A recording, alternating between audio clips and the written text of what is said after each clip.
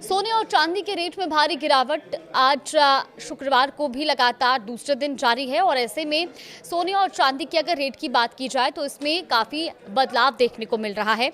MCX पर चांदी में सुबह 9 बजे की अगर हम बात करें तो 15,000 रुपये प्रति किलो गिरावट आई है। वहीं चांदी का रेट अब 2,29,872 रुपये पर आ गया है।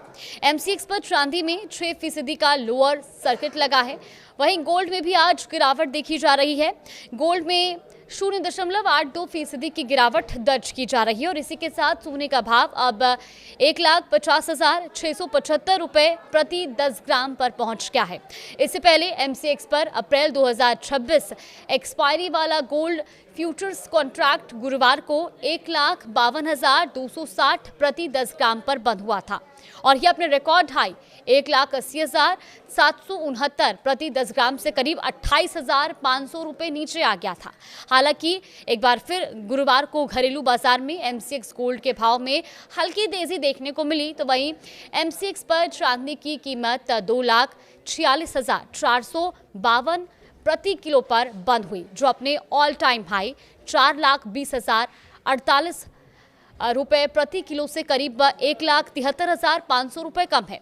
गौर करने वाली बात यह है कि एमसीएक्स पर सोना और चांदी दोनों की रिकॉर्ड ऊंचाई पिछले हफ्ते शुक्रवार को ही छुई थी, क्योंकि इसमें काफी बदलाव देखने को मिल रहा था। ऐसे में आपको ये भी बताते हैं कि आखिर सोने और चांदी के दामों में ये भारी गिरावट क्यों देखने को मिली। आज सोने और चांदी की कीमतों पर दबाव इसलिए है क्योंकि अमेरिका और ईरान के बीच तनाव कम होता दिख रहा है। मिंट की रिपोर्ट के अनुसार मार्केट एक्सपर्ट्स का ये मानना है कि दोनों देशों ने संभावित न्यूक्लियर डील को लेकर बातचीत शुरू करने का ऐलान किया है और आज पहली बातचीत हो रही है।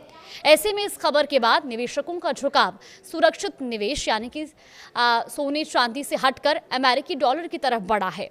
डॉलर मजबूत होने से आमतौर पर सोने और चांदी की कीमतों पर दबाव पड़ता है।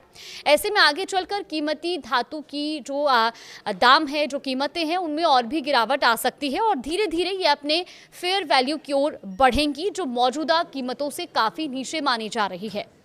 मार्केट एक्सपर्ट्स का यह भी मानना है कि अमेरिकी डॉलर के मजबूत होने की वजह से सोने और चांदी की कीमतों पर बिकवाली का दबाव बना हुआ है। अमेरिका और ईरान के बीच तनाव कम हुआ है क्योंकि दोनों देश आज ओमान में एक बार फिर न्यूक्लियर बातचीत शुरू करने वाले हैं और इससे सोना और चांदी जैसे सुरक्षित निवेश की मांग कमजोर पड़ी है।